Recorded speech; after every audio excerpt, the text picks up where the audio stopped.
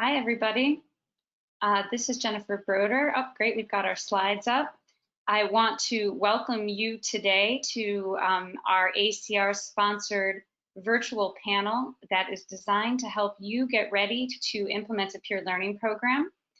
I am so thankful to you all for showing up today to be with us. It certainly is a really busy time in everyone's lives, especially mid-pandemic, and the idea that we have had 369 people register for this webinar in order to join us and to try to figure out how to improve your world and your corner of the world is really meaningful right now. So thank you for taking the time to join us.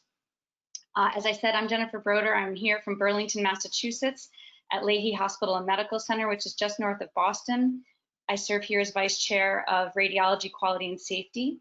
And I'm here just to moderate your experience today. Oh, next slide, please. Our session goal today is to provide a really brief overview to peer learning. We're making the assumption that people do have a basic understanding of peer learning, but we'll talk about the tenets at the bare minimum. And but really, we're going to devote a lot of time to the questions that you submitted. With 369 registrants, you can imagine we got a lot of questions. Your questions were wonderful, and we spent a lot of time collating them and organizing them and putting them into categories, prioritizing them. And we're going to get to the top questions that you had, but we will not get to all of them today. But it gives us a lot of opportunity to answer them in the future in other events. So at this point in time, we're going to jump right into peer learning background. And oh, actually, excuse me, next slide, Nicole. I want to introduce our panelists. We are very lucky to have a really accomplished group of peer learning implementers here today from coast to coast, from Boston to Palo Alto. And all of the people on this panel have worked at their home institutions, and for some of them at several institutions, to implement and make peer learning a reality. And we're going to really benefit from their expertise today. We have Olga Brook, who is here from Beth Israel Deaconess Medical Center in Boston. We have Lane Donnelly, who is here from the Lucille Salter Packard Children's Hospital at Stanford. Gloria Wong is also here from the Stanford School of Medicine. Shlomit Stein is here, joining us from Montefiore Medical Center in the Bronx. Dr. Mara Kunst is here, also from Leahy Hospital and Medical Center in Burlington. Dr. Andy Moriarty is joining us from Michigan State University. Jay Potahay is joining us from Yale, and Dr. Richard Sharp from Mayo Clinic, Arizona, and Dr. Nellie Tan from Mayo Clinic, Arizona. All of their credentials you'll see in greater detail as we get to their questions. Next slide. So we're here today because we have developed a collective understanding that scored peer review has significant shortcomings. This has all been well documented in the literature at this point. If you haven't had a chance to go to the ACR National Peer Learning Summit webpage, please do go, because Dr. Nadia Kadom has a recorded lecture there with a literature review that demonstrates how scored peer review has really exacerbated tension and distrust in our practices, how it is riddled with bias, and how it really also exacerbates career concerns among radiologists who are worried about how the scoring will be used in their performance evaluation and potentially affect their career trajectory. It's resulted in limited participation, in underreporting. I could tell you in my practice, we had people who were just skipping cases that had mistakes because they didn't want to score their peers. It, in many practices, develops a judgment orientation where we're looking at each other with a critical eye rather than trying to figure out how to support each other. The literature shows it's minimally useful. In my practice, I know we were 99% concordant. We were doing a great job all the time, never really ever making any mistakes. Maybe that has happened in your practice too. So we've demonstrated that there's little evidence of positive impact of scored peer review. Next slide, please. The Sentinel article describing the concepts of peer learning came out in 2016 with Dr. David Larson as the original author, the first author, excuse me, and you'll see other very familiar names here, and we're grateful for their work. Everybody should read this article because this will be your talking points for your elevator pitch when you end up in the elevator with your CMO and you're trying to make the argument to switch from scored peer review to peer learning. But it brings up two major points. One is that when we score each other and we judge each other, we really erode our relationships within our practice.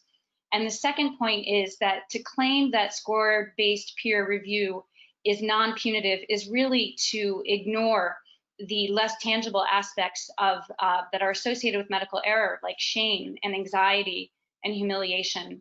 We all know these to be very true. Next slide, please. So how does peer learning address this? Well, peer learning focuses on individual and group learning. It provides feedback without judgment. It's designed to build our communities and improve our teamwork rather than pulling us apart. And then more important than ever in this era of burnout and now even post-COVID or in COVID, really, we need to support our physician well-being. Next slide. The current state of peer learning across the country, as you know, just from this webinar, we have increasing awareness of peer learning. We're seeing adoption across many different types of practices, academic and private practices. We're involving diagnostic radiologists and interventional radiologists. Residency programs are getting involved. It doesn't matter if your practice is small or large, it can be done anywhere. We now have sufficient evidence that exists that that peer learning improves upon the limitations of peer review. We're engaging teams, it results in systems improvements. And now we know that peer learning, when and where it is implemented appropriately, is a superior alternative to scored peer review and can replace it. Next slide, please.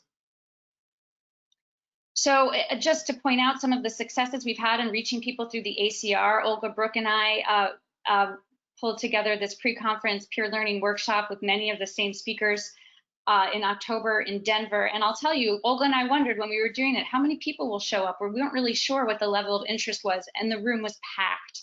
It was wonderful. Next slide. Then we moved on to our National Radiology Peer Learning Summit in January in Boston. Who wants to come to Boston in January? I don't know, I live here, it's a tough place to be, but we had 50 people in the room, some of them department heads who were flying in from California just for a half-day conference. We had 200 online registrants. We had industry representatives also in the room helping us think about this. And just in the 10 weeks after the summit, we had 1,600 views of these recorded seminars, which are available for you to see as well. Next slide.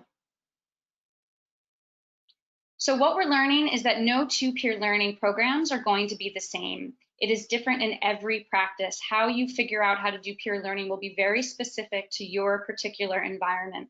Next slide. But there are fundamentals, and I turn you to this article that is written by Dr. Donnelly and other familiar names here for whom we're so grateful for their work. And these fundamentals include these basic 4 things. Number 1, you have to sequester learning and improvement activities from performance evaluation. Next, you need to move on from random sampling of cases to active inclusion of any case you see that has room for improvement or shows work that is really well done. You need to replace your numeric scores with qualitative descriptors. If you keep scoring people, you're not going to change the culture in your practice. And then you need to also set expectations for educational, non-judgmental feedback and sharing of cases. These are the fundamentals. This is the foundation.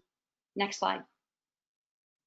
Then we have the variables, and this is the trim, right? So you have the base of your house, and then you have the trim, and all of this is going to be different depending on where you are, who participates, how you submit your cases, whether you have a general program or a subspecialized program, to what extent radiologist participation will be anonymized, to what extent cases will be anonymized in their presentations, how you'll keep your records, CME, all of this will be dependent on your individual program.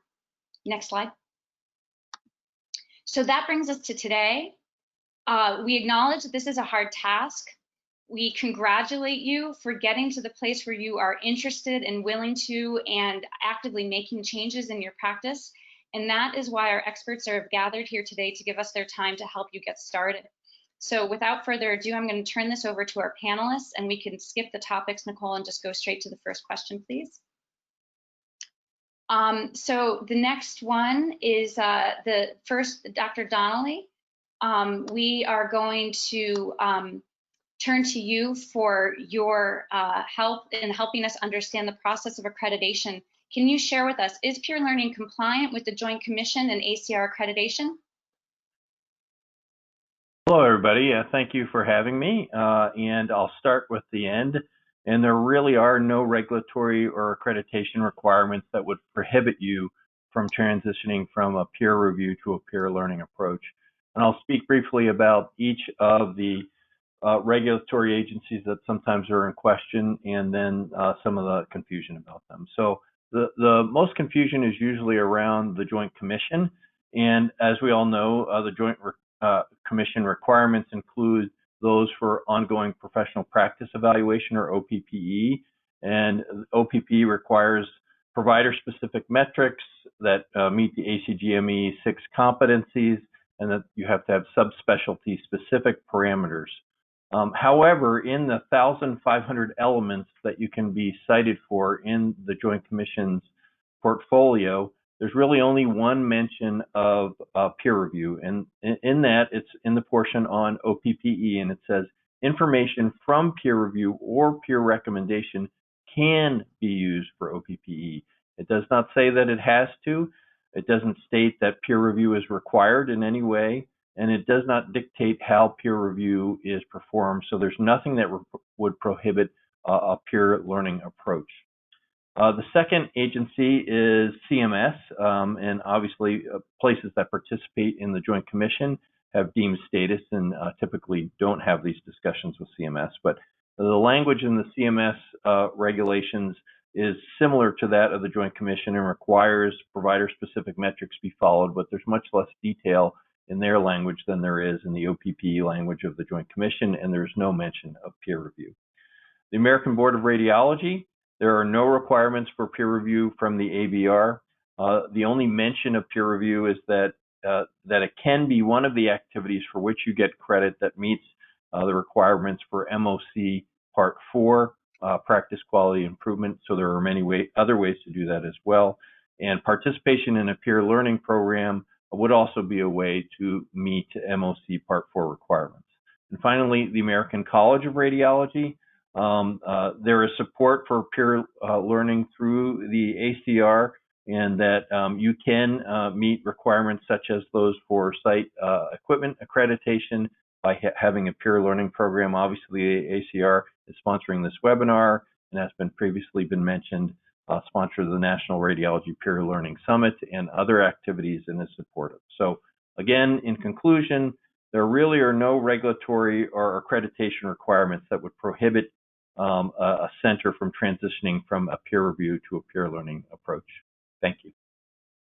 Thank you so much, Dr. Donnelly. I think that that's been a major roadblock for a lot of people, and they have been concerned that should they try to make this transition, that they would get dinged somewhere along the line with one of those organizations. So thank you very much for clarifying that really those roadblocks don't exist. And thank you for your time for joining us today. Now we're going to turn to Dr. Jay Padahay from Yale. And Jay, Dr. Donnelly did refer to OPPE metrics, and one of the things that practices indicated to us that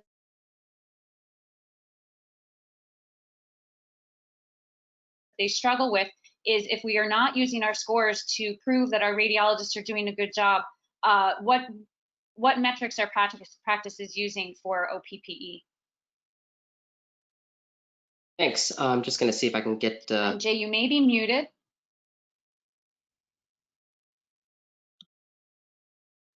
Can you hear me, Jen? We can hear you. We can't see you. Okay, let me just see if I can engage my camera here. There we go. Yep, there you go. Great. All right. Yeah. Thanks everyone. So I'll share a little bit of my story. A few years ago here at Yale, we, as part of our OPPE metric, used to report our score 3 RAD-Peer scores, or score 4, depending on which version of RAD-Peer you're using. We also included some additional data, including our turnaround times. And when I transitioned our department away from a score-based peer review process into a peer learning program, I did have to have the discussion with our credentialing committee that we were no longer going to be supplying any data as it relates to quote-unquote scores for our ongoing professional practice evaluation. So what I did at that point is I redesigned our whole approach with OPPE. And I'm just going to read to everyone what the Joint Commission actually says OPPE is, and Lane talked about this a little bit. It identifies professional practice trends that may impact the quality and safety of care and applies to all practitioners granted privileges via the medical staff chapter requirements. A well-designed process supports early detection and response to performance issues that could negatively impact patient outcomes. There's actually nothing written that score-based peer review has to be part of that process. So I think for those of you that currently have it as part of your data reported, you're going to have a discussion with your medical staff office and credentialing committee that you're going to be moving away from this system, and you're no longer going to be having any types of scores used as part of your peer review process. And what I did is I essentially included participation in our program as part of our OPPE metric, and I actually included it in two forms. We want to encourage case submission into our program. So that is one of our metrics that we report for all of our attending radiologists, and there's no gold standard here. You're going to have to make a decision for your own department on what you want to use. For us, I picked a fairly, what I think is a fairly attainable number, which is I want each of my radiologists to submit 2 cases a month on average, so 24 cases a year. To me, that's meaningful participation because it's a proactive case submission of both good calls as well as learning opportunity cases for our program. In addition, we have a quarterly conference that we run as part of our peer learning program. And we have both a departmental-wide one and a sectional one. And we've chosen to report participation in that program as part of our OPPE. And we use 50% participation. You could use whatever number you want because the Joint Commission pretty much gives very vague guidelines, and it's up to you as a practice leader to determine what you want to use, and it should be a meaningful number for your group, but there's quite a bit of flexibility in terms of what you can do for reporting for OPPE. So it's really up to you, but you're not mandated in any fashion to have to report score-based data as part of a peer review program, as part of an OPPE metric. Thank you, Dr. Patahay. I think that's really useful for people to understand that there are other options, including participation and any other ways that they are attempting to engage radiologists in quality and safety activities that would allow them to move away from using those scores. Thank you for your time, and thank you so much for joining us today. Let's move on to our next panelist. Dr. Mara Kuntz is joining us from Leahy Hospital Medical Center. Hello, Mara. Hi. One of the major challenges, as we've alluded to, is convincing your hospital and your system leadership that this is an appropriate change. We've talked about some of the just checking off the boxes of the accreditation issues, but could you just help us understand some strategies that have been used to convince leaders to support transitioning from these scores to peer learning? What alternatives can we offer them about how we manage quality if we're not going to be scoring people? Sure. First, let me just start out by thanking Jen for her invitation to join this panel, and also to Nicole Vega for helping coordinate. So the previous panelists have described the JCAHO requirements for hospital credentialing and some alternatives for OPPE.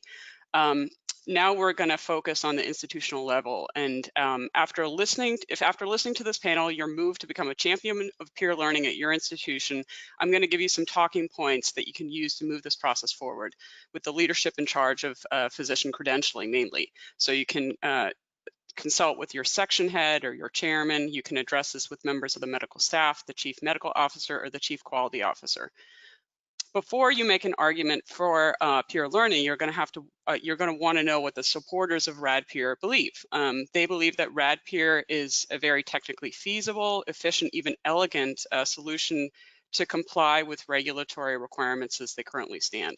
It's easily integrated into radiology workflow, and minimal work is added to the daily obligations of the radiologist. So it sounds pretty good from the start. But the cons, however, are significant, and they are well documented, as Jen alluded to. And if you're going to be making the argument, you can break these down accordingly. Well, RADPeer does not really lead to performance improvement. RADPeer may, in fact, undermine performance improvement. And better alternatives exist, and they've also been tried at several different institutions. So we're going to go through some of these arguments. And again, these are nicely highlighted in some articles that Jen mentioned. But how does RAD-Peer not lead to performance improvement? Well, in RAD-Peer, cases are randomly selected to minimize bias. However, people who practice radiology will tell you that randomly selected cases rarely result in opportunities for learning. And instead, these come from consultation with clinicians, interdisciplinary conferences, complaints to radiology leadership, and incident reports. RAD-Peer has also not been shown to be accurate. So this was nicely highlighted in a 2012 article in AJR by Bender and colleagues. And they studied the RAD-Peer scores of 21 subspecialty radiologists and found only a moderate inter-rater agreement with a kappa score of 0.44. Lastly, radiologists really don't find it useful. So Dr. Eisenberg and the team at BI reported radiologist review of RAD-Peer in a JACR article in 2014. And 44% of radiologists agreed with the statement that RAD-Peer was a, quote, waste of time. 58% thought it was merely intended to meet hospital and regulatory requirements, and 44% reported scoring a case lower, so a 2 instead of a 3, to decrease the radiologist disagreement rate. Follow-up studies have reported similar numbers, and notably, one study in 2014, also in JACR, said that 47% of participants reported that it did not change their practice pattern, so that inherently goes against performance improvement. You can go further and say that RAD-Peer may, in fact, undermine some of the performance improvement aspects, and this is what Jen was alluding to at the beginning. Numerical scoring systems tend to be inherently subjective and inaccurate. And in RAD-Peer, the output generally defines a radiologist as globally competent or incompetent without identifying potential areas of improvement. The lack of transparency of the process and the fear and shame of repudiation has the result of driving the radiologist inward. And on a departmental level, if compliance is forced from the radiology leaders to meet OPP metrics, the radiologists realize that it's not really useful. It leads to a potentially a toxic culture, and that can then result in physician burnout. So this acts in contradistinction to the positive organizational culture that was emphasized in the 2015 Institute of Medicine report. And they clearly said that positive culture was a key element in driving performance improvement. So these are the arguments that you can make. And at this point, your chief medical officer is going to be sitting in the background and saying, okay, I get it. It's not the greatest system, but what can you use an alternative? And at this, you can say that alternatives already exist in the peer learning model, and it's been integrated successfully at several institutions.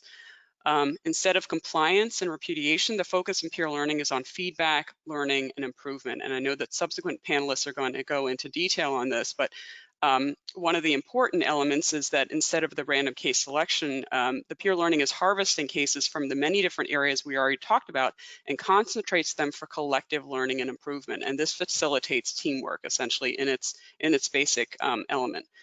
The specifics of how the cases are selected, the integration with IT and PACS, the requirement and monitoring of case submission, the format and cadence of the conferences, and the data that's needed to trigger an FPP should all be included in the proposed plan to the medical staff. That's essentially up to you as a department leader. All of this takes a lot of work. Learning and improvement should not be an effortless process, but the teamwork and improved patient care are the goals that are driving this forward, and that we can really all collectively rally behind. So with that, I hope I gave you some talking points, and I will pass it on. Thank you so much, Dr. Kuntz. That's exactly it. You need to convince the need for the culture change, and then offer them alternatives and show them how you're going to proactively manage the culture of safety and quality in your department. Thank you so much for that clear response to that question. We are going to move on to our next questions. This next question has two people who will be answering. So in this context, we're thinking about how success requires peer learning leaders to support culture change in our practice. So we can get all of our ducks in a row. We can convince our accrediting bodies. We can convince our chief medical officer, but we still have to convince our colleagues. So Dr. Stein, thank you for joining us. And can you please let us know, how do we do this? How do we convince our colleagues that this is not going to result in punishment? How do we get them on board? Good afternoon, everyone, and thank you for having me. So to tackle this question, how do we achieve a paradigm shift within our organizations? How to create a culture of safety and engagement in error reporting among our colleagues? It's a big question. What I hope to do in the next couple of minutes is to offer a three-step or a strategic approach that reflects some of what we've done at Montefiore in a pared down and simplified way. So the very first step is really to set the stage, to reset expectations, and to try to bring your colleagues into the conversation. And the conversations really have to surround the benefits of peer learning. These conversations occur in conferences and grand rounds and faculty meetings and individual conversations. And that's where you begin to share the vision, but also share the data on the benefits of peer learning, on higher levels of learning engagement by radiologists and higher learning yields that we do see in the literature. And Dr. Broder has mentioned Dr. Larson's Sentinel article, Dr. Cadome's lecture, which is available from the National Radiology Peer Learning Summit back in January. And prior panelists have reviewed some of the literature and outlined very strong arguments for peer learning. And that's where you're going to begin to have the conversations with your colleagues to move the discourse forward. And what you're going to want to emphasize is that peer learning is different and that it involves major changes that align with the establishment of a just culture, which works to the benefit of everyone. And we're going to move away from catching our colleagues' errors to really studying errors and patterns of error to collectively improve. And instead of identifying underperformers, we're going to be asking, is there a systems issue present that we can address, and how can we do that together? And instead of tracking and measuring, we're going to be learning and improving as individual radiologists and also as a collective. And so you begin to control that conversation, share that vision, share data with your colleagues to set the stage for peer learning in your organization. And you will have early adapters who buy into your message and your vision, and you may have to rely on them for support to get started. For step two, you really want to form a team. This is not a job for one person. It's a lot of work, as has been mentioned previously. And you want to plan your conferences. This is going to look different among different institutions, but early success in engaging your colleagues, especially in successful conferences, will drive further successes and further buy-in. And so our approach was to divide the effort, to lean on experts, to present cases to the group. It's a shared responsibility. It's a conference that's prepared by many and shared with all. We have a dedicated conference faculty. We feel that it's democratic and inclusive that way. Everybody feels invited to come. It's not exclusive, and it's well attended by all. And that was a good way for us to start, and maybe a good way for you to start. Start with one conference, prepare, present with humility, high respect for others. We started with a lot of great calls that got us a lot of good buy-in. People love to see those cases, and then eventually started showing every case really that presented a learning opportunity. And we have a standard slide deck. Each case should have a key learning takeaway so that you're really providing strategies for preventing future error. And when you present information in that way, it really does become high yield for your radiologists, and you begin to see radiologists further collaborate. The conference setting is an area for discussion and reflection. It's not a canned conference. It does allow for learners to contribute and for learning to occur and for change to take place. And systems improvements is a big part of it. It does become a brainstorming session to put into action changes that will hopefully prevent an error in the future. So for example, we had a number of problems with scout images, cases where findings were not made on scout images, and so we revamped our hanging protocols in order to address that, and that was something that was brought up in one of our peer learning conferences, and that was greatly appreciated. We had a number of problems associated with calls not made on airway abnormalities in patients with complex congenital heart disease. There's a lot distracting on those imaging studies, and so we added a field in our structured reporting template to address that. And when those peer learning conferences become brainstorming sessions, your colleagues jump in and realize that the water is warm. The very last step, I think, is the most important one, which is to really protect the level of discourse and be fastidious with that. It's very, very hard to gain trust and very, very easy to lose it. You have to understand that the commonest barriers to error reporting and to establishing a culture of safety are fears of discovery, fears of retribution, losing respect, and so forth. And so you want to make sure that you're very, very clear on what the rules of the game are. Identities need to be protected. No individual repercussions. Errors are being shared for collaboration and for learning. And this is really how you begin to redefine, so to speak, the way things are done around here in order to encourage engagement by your faculty, facilitate teamwork, and group learning. I hope those 3 steps are practical help for those of you who are starting to, your journey in peer learning and trying to obtain buy-in from your colleagues in your peer learning program. Thank you for your attention. Great, thank you so much, Dr. Stein. That's really helpful to understand how we can move forward with culture change. Now we're going to turn to Dr. Wong to hear how that's happened on your end. Actually, we're going coast to coast here. We're going from the Bronx to Palo Alto to talk about culture change. So we look forward to hearing about what's been happening at Stanford. Thank you so much, Jennifer. So to answer the question of how to convince our colleagues and to supplement Dr. Stein's excellent discussion, I wanted to start with a case study in my own interventional radiology practice at Stanford. And I would posit that interventional radiology might be one of the hardest nuts to crack in radiology in terms of adopting peer learning. For as long as I've been an interventional radiologist, our method for approaching adverse events has been the surgical way with an M&M in which the individuals involved in the adverse event stood before the group to present his or her complications. And even while I was championing peer learning and rolling it out to the rest of the department at Stanford, it did not occur to our division to change this model. Instead, we would make incremental changes like introducing an S-bar format with a fishbone diagram to at least make sure that systems issues were touched upon in our discussion. But it occurred to me one day as we were struggling to find cases to present that the typical IR-M&M conference has all of the elements that we want to correct in our approach to medical errors. There was a reluctance to submit cases that would put you or your colleague on the spot. A lot of time was spent in the conference on individual factors in the case, and as a result, there was a lot less time spent on systems factors contributing to the event.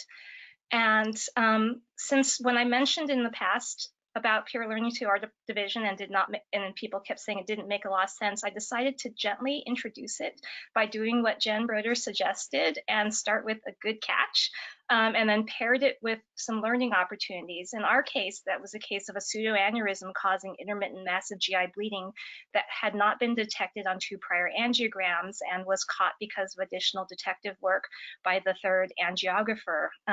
The way we did this was I discussed the case ahead of time with the individuals involved in the earlier angiograms to answer the questions that I would anticipate would arise during the conference, but those individuals were not named during the presentation. The case was anonymized and the focus was not on their individual performance, but rather on the assumptions and the systems issues that led to the need for repeat angiography.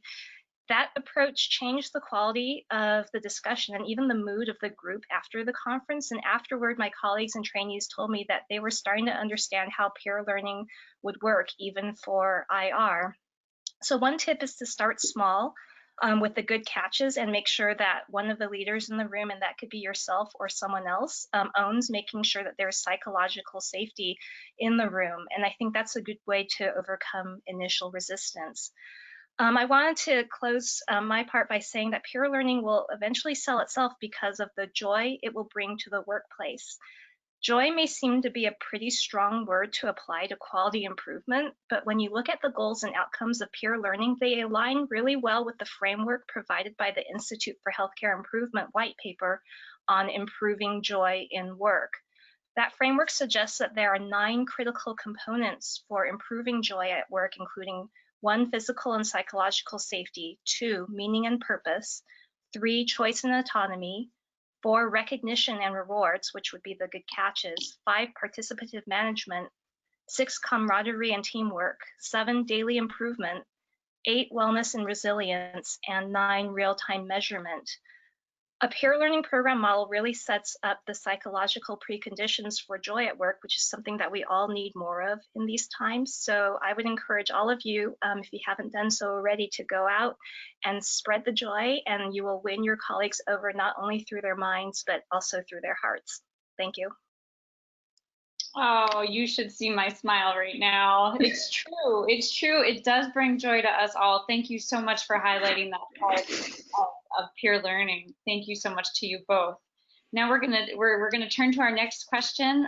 This one is directed to Dr. Richard Sharp and Dr. Nellie Tan. Guys, it's clear everybody's a little overwhelmed about how to take this on. How do you manage all of these peer learning systems submissions? And we will look forward to hearing from you about what systems you've seen work well and what your suggestions are. I don't know who's going to go first, Rich or Nelly. Sure, I'm happy to go first. Nelly, I think it might be on mute. I'm not entirely sure. Gloria, what a wonderful segue to me getting to talk, right? You're talking about the output of this peer learning transition is likely to improve people's engagement at work and joy in the workplace. So I'll transition to a little bit of the nuts and bolts, right? Part of the components we really need is learning opportunities to come to the team and come to the peer learning leader so that they can be discussed in various formats. So I'll talk about what should be contained in the learning opportunity submissions first. It's really straightforward. You need a case identifier, number one. Number two, a title of the learning opportunity. And number three, a description from the person submitting it about what they think the learning opportunity is that can be shared with the team. Again, we're going specific to general. So there was one case where someone saw a learning opportunity or a good call. It doesn't matter. They're all the same. And we want to take that and spread it to everyone. So we need the description of what that learning opportunity is to share with the team. Optional fields if you want. What is the name of the division? Is it breast imaging or MSK? What is the modality? And if you want to further subcategorize it, is it a really great call or sort of a subtlety about the interpretation, something like that? But those are all optional. Focus on the case identifier, the title, and the description of learning opportunity. Next, how do you gather them? And you can do this in a very low-tech way, or you can spend some money and do it in a higher-tech way. Essentially, talk to your health system and hospital, figure out how you can collect PHI and remain compliant. So each system has a different thing. Some people say Google Forms, it has to be there. Other people say, no way, Google Forms. Other people use MS Office, Forms, or an online Excel sheet. There's a variety of ways. Just figure out what works for you and how it can be manageable.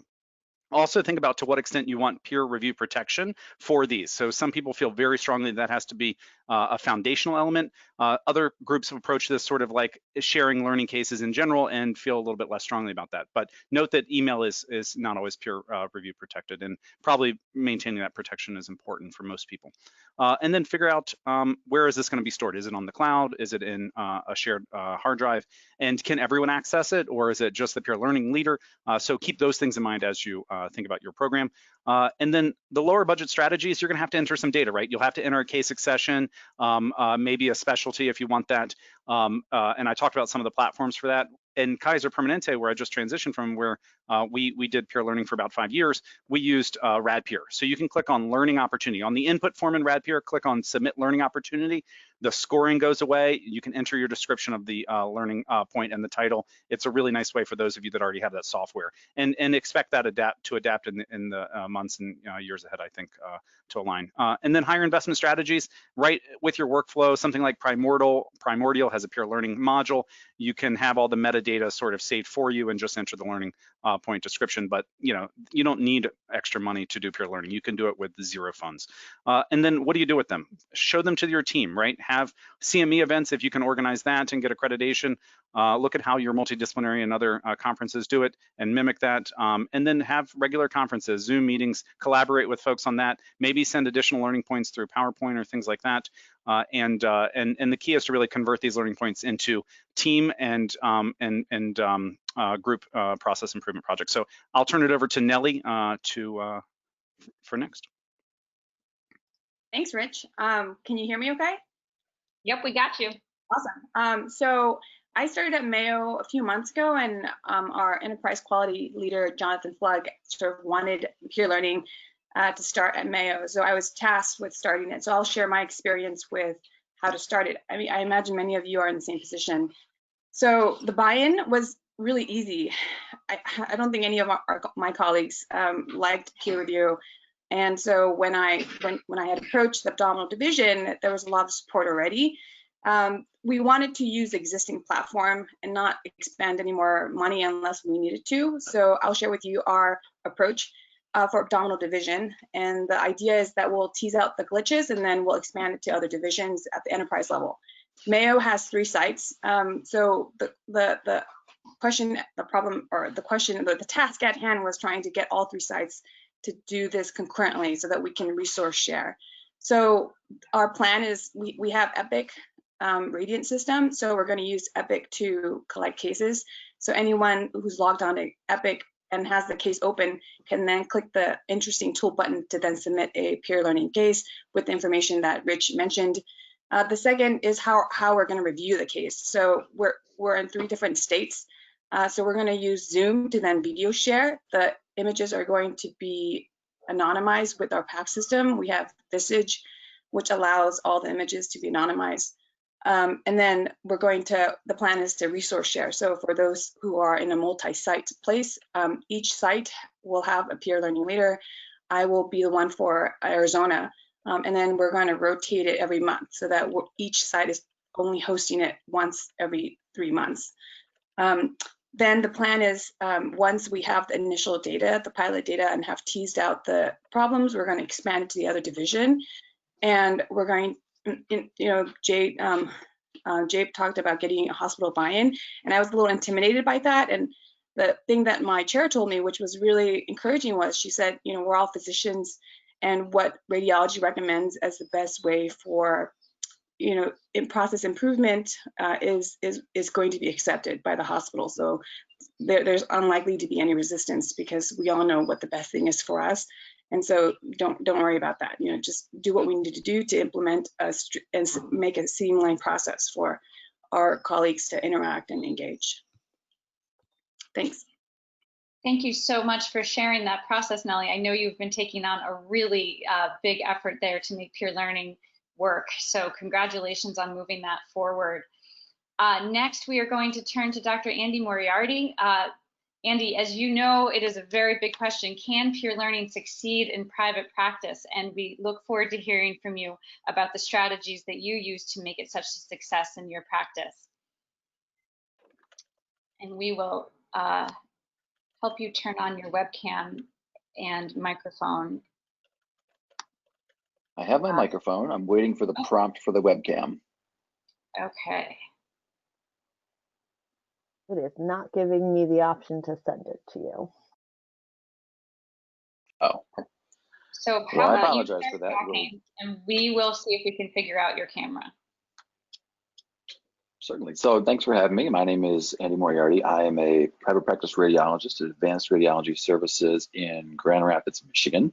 I apologize that you can't see me, but I'm at the workstation today, letting you know that we can make peer learning work while also working hard. Part of our practice is affiliated with Michigan State University, and we have the primary teaching responsibility for that residency. So we have sort of a hybrid practice with dual roles here, but all of our physicians do participate in the peer learning program. So as background for my practice, when I came here 4 years ago, we'd had the typical peer review program that was modeled after ACR Rad Peer.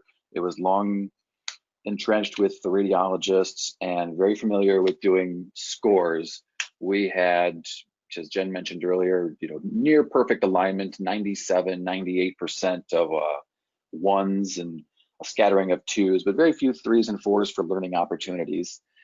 And what we did at that point was we added a ancillary case review to the peer review system. And that was sort of the early precursor to peer learning at our institution. It allowed people to identify cases through the work list that they thought would benefit from follow-up. If there was a case that was brought by a referring service or discussed at a tumor board, you could input those. And we did see an increase in the accumulation of those cases over time. When we started out, it was probably 4 to 5 per month around the 2016 mark, and it's been slowly, steadily increasing over time. When we first heard about peer learning, we thought this is perfectly aligned with what we want to do at our practice here, and how do we move toward replacing the peer review system in private practice with peer learning? And so we've used some of the ACR resources to try to convince our hospitals buy-in. Obviously, as a large private practice with about 150 radiologists and multiple health systems, at least 10 hospitals that we have to go with. The big trick for us is really honing down this presentation. We've had a lot of practice to give it to the different medical executive committee and hospital leadership programs, where they want to know, well, if you're going to take away the scores that you're reporting to us, what are you going to give us instead? Well, some of the other speakers Andy, have talked about that. Yes. Can you hear me? No, that's okay. I lost you for just a second. everyone had, but now we've got you back. Yep. Excellent. Yeah, so like I said, we've had lots of practice with that, and what we have done is we took away we transitioned the scores again to a more collapsed system of 1 to 3 to follow the 2016-2017 update from the ACR RAD-Peer. We have not been able to completely get away with them, but we've supplemented that with the peer learning program, and we hope to transition that this year or next year as we get more experience.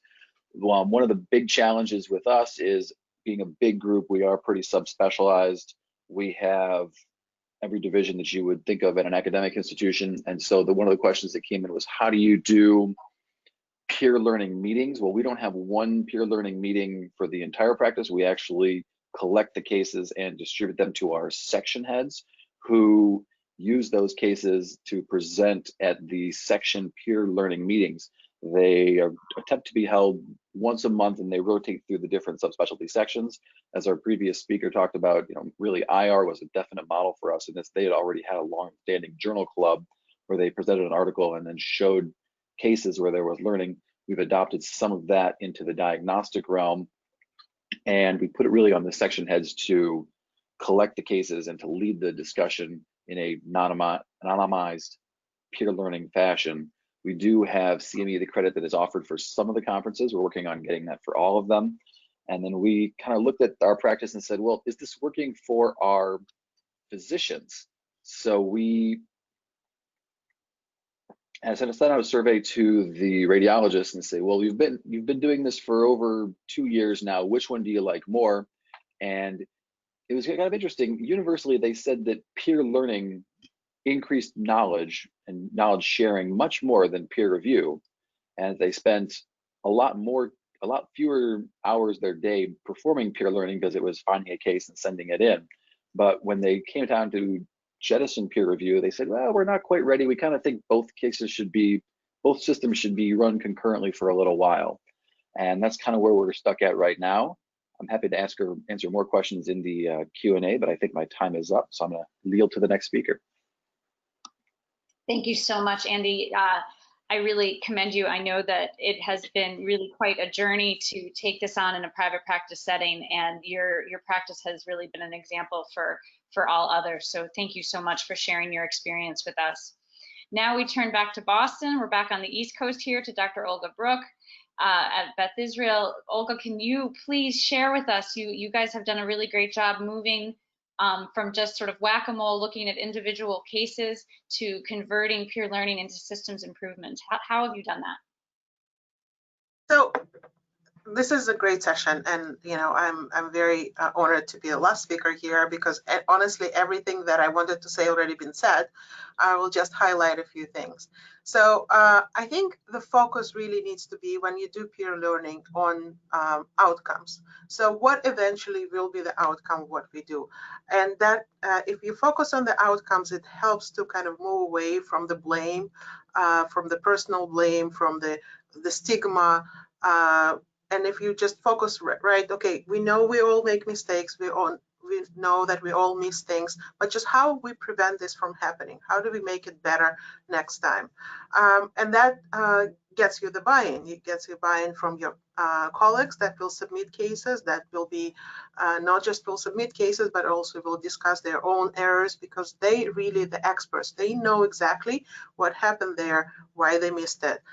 And if you use that as an opportunity to improve things in the future, that's the key. So so I can talk about both diagnostic and procedural, and they both have different aspects of how you implement it, how you move from the individual peer learning cases, individual cases, into the system improvement. But the idea is the same. Basically, you have a description of the case, and after that case, you have to have an open discussion or brainstorming. What went wrong? Yes, you should have something prepared. You should have a literature review. What you think happened, but really the ideal situation is that everybody have a say, basically what what could you do to prevent this in the future? Is there, if it's a diagnostic case, for example, is there a protocol issue? Is there a scanning issue? Is there a patient-specific issue that we can resolve? Or is it a knowledge base? Then, you know, the solution is easy. This is just a great educational opportunity for everyone. Is there a problem with attention? There is too many interruptions, for example, and then you can work on interruption in the workplace. Dr. Stein gave great examples of things that they have improved based on the peer learning. For example, improving the structure reporting cases, the structure reporting for certain things. So there was an endless, and there was a very specific to what the case is, and specific also to your practice, which is very important, right? So we all can share our cases on what we have done, and we should all learn from each other. But essentially, eventually, you have to focus on your practice and how you will improve things in your own practice. For procedures, for example, doesn't matter if it's IR or body procedures, there are a lot of ways to do a procedure, and not necessarily a single correct way, but there are things that will make things easier, better, faster, safer, etc. So by talking about errors, or more importantly, near misses, will help you to identify ways to improve your practice. So overall, for me, in each session, there should be a case that will be kind of the more important one, or something that you would like to focus on, that will help you to identify a systemic problem, a system problem that you would like to resolve. As a group, you can brainstorm on a solution, and then don't forget, don't just brainstorm a solution and forget about it. You need to follow up. So you need to assign a task force to work on the further details, to implement the solution, to audit that this solution is been working, and follow up. Make sure to present your results to the group back, whether it's in a month or 2 months or 3 months, so people know that what they have done, what they talked about, is actually being used and implemented, and it's working to improve the care.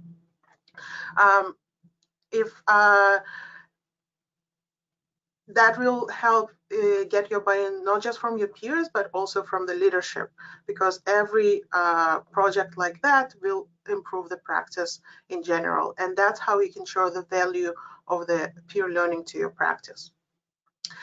So I have 1 minute remaining. I can tell you shortly about our one big project that actually came up from a single case that we were discussing.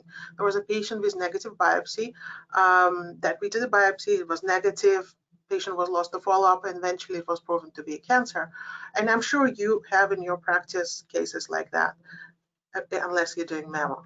So looking back at the imaging, we were pretty sure that this was high suspicion for malignancy.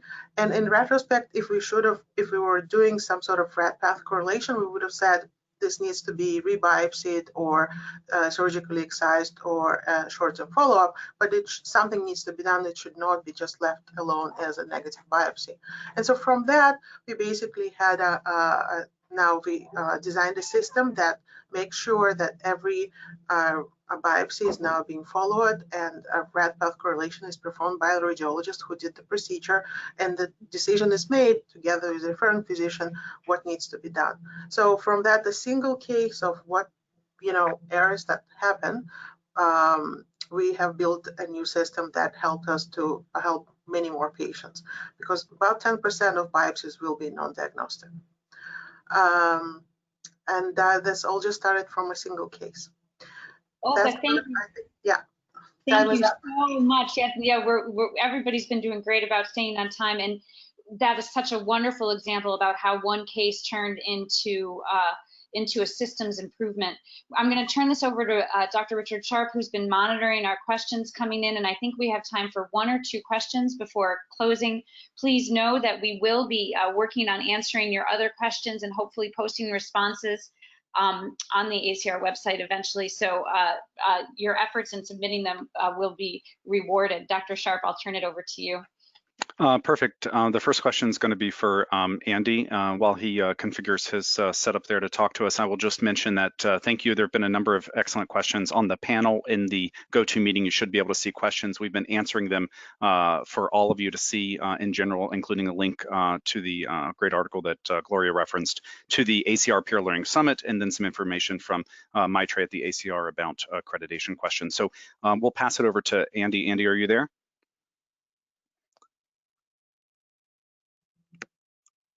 All right, unmuted by the organizer. I apologize that I don't have video, but go ahead with the question. Perfect. So the question from the audience is, how do you promote participation in peer learning? And I think we're wondering, do you have any incentives that are provided to radiologists to participate or other strategies you might use? Yeah, that is a great question. So it's very carrot and stick, and we've thought kind of long and hard about this. So obviously the radiology peer review was mandated. And when we came up with the ancillary case reviews, one of the things that we did was we said we would give them a small amount of RVU credit towards your day's work. So in the past, the radiology peer review system, you were credited with half the value of the case because they thought that was kind of appropriate for the amount of time spent. We actually said it was half of an RVU to submit a peer learning case. And if you think about that in the grand scheme, I think that's about 2 plain films worth of work, but it does take time to input the case. And then we give our section heads some admin time to collate all those cases and present them. Very helpful. Thank you so much. For the next question, we'd like to turn it to Dr. Gloria Wang. Gloria, if you could unmute, show your video if you'd like. The question is about how do you keep discussions educational, fair, and constructive? And we'll give it just about a minute or two, and I think Dr. Broder wants to take over after that. Absolutely, yes. Well, one thing that you do, I think, when you just start discussing a case that is already anonymized and you basically couch it as like, this is something that could happen to any of us, because it is something that really usually can happen to any of us. And then you just try to look at everything objectively, like how has our consult workflow affected our work, about time pressures, availability of equipment, availability of imaging and results, how we even have our discussions with our referring providers. Those are all systems issues that could be contributing to the outcomes that the adverse events that we see. And I think if people try to deviate from that, then we just try to go objectively to literature. Okay, what does the literature say about this practice versus that practice? Is there anything we can get from that? And I think with little things like that and just kind of sending people towards systems, literature, data, or identifying good research opportunities, that's how we maintain the positive atmosphere in the discussion. Very helpful response, and I think in our practice too, making these positive assumptions and giving people the benefit of the doubt and approaching everything with an open mind, in addition to everything you said, is just I think a key early foundational step for peer learning programs to take purchase and move forward. So thank you for that wonderful response, and then we'll pass it back to Dr. Broder. Okay, I should be sharing my camera here. Everyone, thank you so much for showing up today. Thank you to our attendees for registering and sharing your questions and helping us direct the intellectual content of this. Thank you to our panelists for first of all, for all of your work over the past number of years that give you this expertise and then sharing it with us. Many thanks to the ACR. I will tell you, I had absolutely no idea how much work goes into developing a webinar when I started off on this, and Nicole Vega in particular from the ACR has been just priceless, and all of this went so well today because of her hard work with her team. So there's just many thanks. If we could just go to the next slide for a second. I do want to plug, if there is a next slide. Yep, exactly, here we go. So we are still planning on having an ACR annual quality and safety conference. It's going to be in October as an online event. Hopefully the quality of this panel will clue you into just how good that event is going to be. We're going to have wonderful speakers, opportunities for breakout sessions. It's going to be a really valuable event. There will be more peer learning education, and we will be using all of the questions that you've submitted for this event to inform future endeavors. You'll also be getting a survey that I hope you'll respond to, because your direct responses will help us respond to you and support your work. So With that, I'm going to thank everybody for being here, for all of your participation, and for your work in your corners of the world for making this a better place. And we'll see you next time. Thank you.